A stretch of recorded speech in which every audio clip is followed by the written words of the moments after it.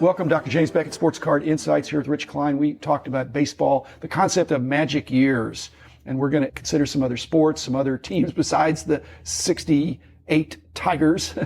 Thanks sponsors, Topps, Panini, Upper Deck, Heritage Auctions, Huggins Scott Auctions, Mike Stadium Sports Cards, Burbank Sports Cards, ComC.com, Beckett Media, Beckett Grading, Beckett Authentication. Welcome, Rich.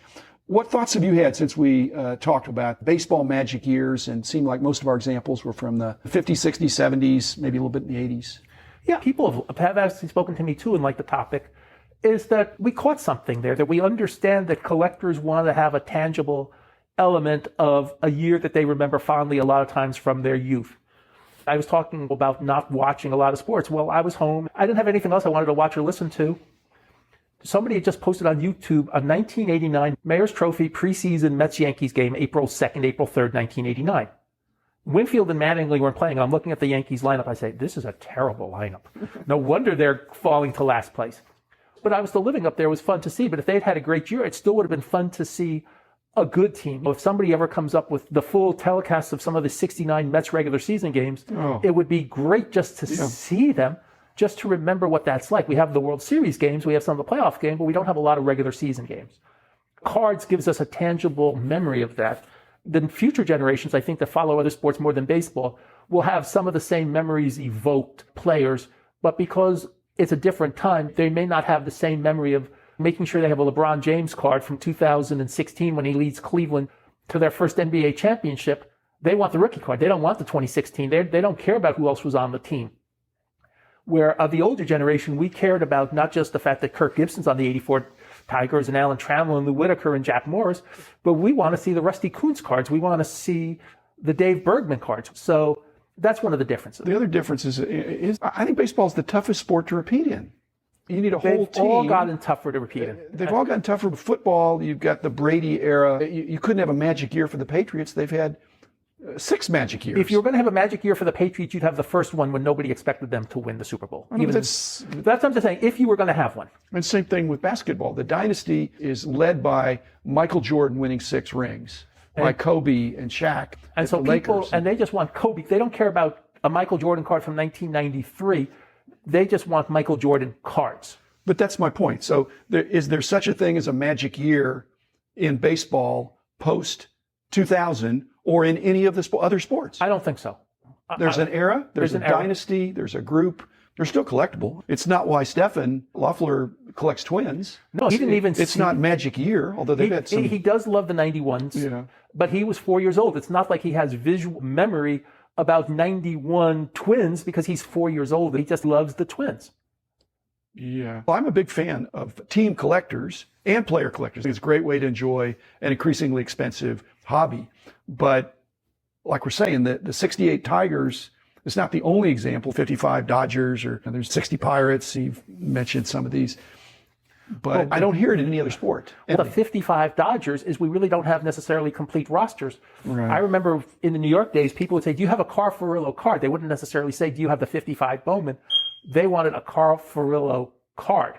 They wanted a Jackie Robinson card. And the ones that really knew, especially as cataloging gets better, thanks a large part to what you did, okay, now we know we can get the 55 Topps Jackie Robinson.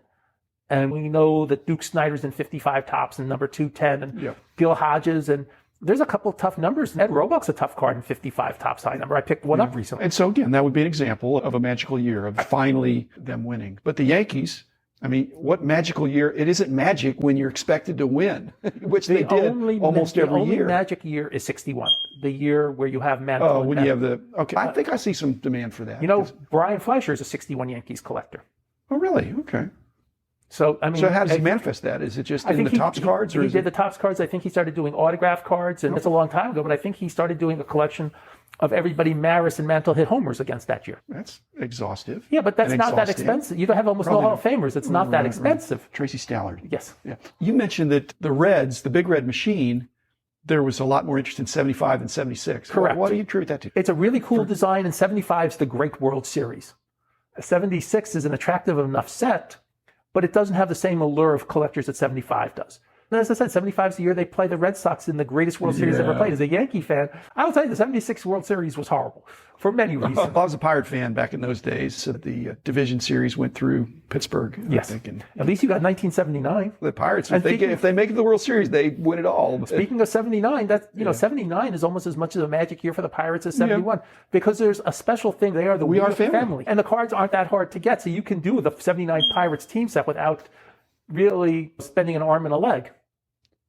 You don't even have to spend a finger. On these magic year things, do you think is it only about Topps cards? I think it's or only Topps and Bowman in the 55. I think with the one exception is 84 Tigers Donruss, because the Donruss 84 set was so popular. I think with that exception, it's mostly Topps cards where it becomes a challenge to finish the set.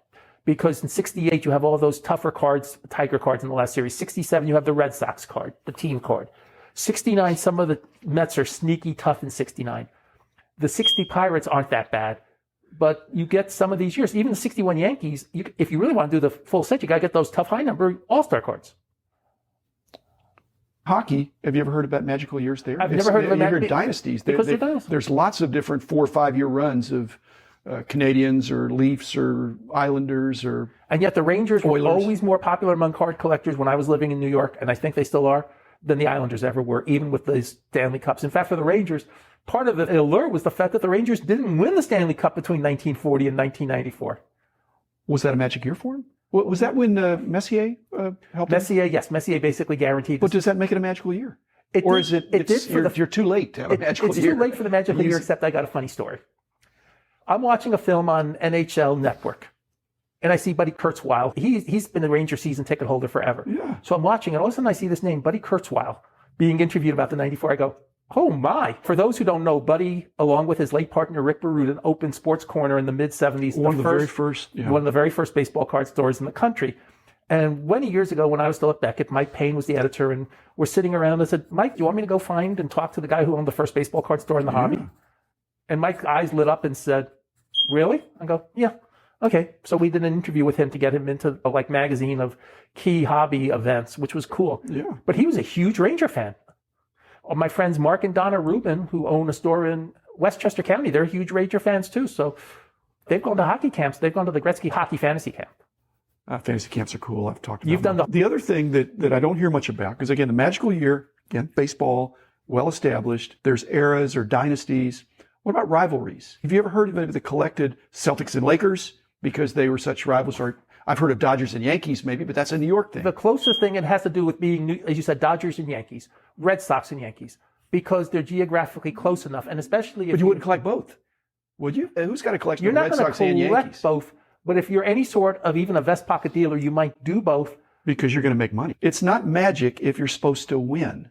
In some of these other sports, basketball and football, if you've got a dominant quarterback and you've got a dominant scorer, Michael Jordan or Kobe or somebody in basketball, LeBron, then people are expecting you to win. They're disappointed if you don't. Whereas baseball, even if you've got Sandy Koufax or Roberto Clemente or Mickey Mantle or whoever you want to say, Mike Trout can't even get in the there. Playoffs. Yeah, he's been in the playoffs for his career. So one player, no matter how great, but if the Angels all of a sudden had a great year this year, there are too many different cards that you would can't. Would that be a magical year? It's a magic year for the franchise, but there's too many. Would you go after the player? Would you go after the team? Would you go after all the brands? But there's too many card sets. The other thing is it's a definable thing. I was thinking about this as we're talking. The 68 Jets.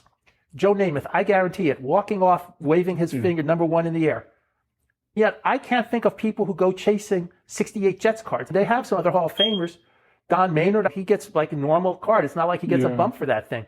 Matt Snell, Emerson Boozer. There are other guys that are really cool in that set, in that era that Topps did football, Topps always did AFL, so they've got Topps cards. They're not chased the same way. Yet there were more books written about the 68 Jets.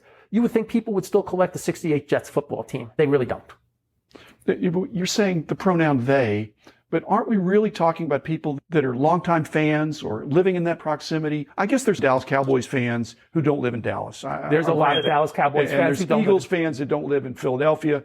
Probably. I'm sure there are. But basically, you don't all of a sudden have a magical team out of thin air. You had to have some base of loyalty, don't you? Yes, you do. But the 67 Red Sox, that created the fan base in Boston. Yeah. For years, the Red Sox were nothing. All of a sudden, the impossible dream team, they go from 9th place to 1st place. They take 7th games in the World Series. And Yaz wins the Triple Crown. Yeah.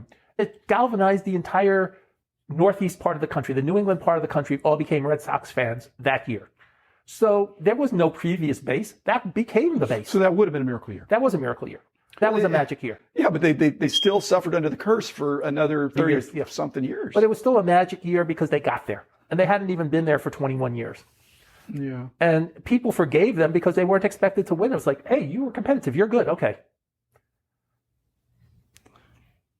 85 Bears, I think, would have been the closest recent football example to a magic year. The Bears. The Bears. The Bears. William Perry, the Fridge. Yeah. I knew that he had gotten really popular. My aunt comes over to our house one day, and she's talking about the Fridge, and she knows nothing about sports. And that was a pretty good sign that he had, at that point, crossed over. He jumped the shark, actually. But yeah. Yes.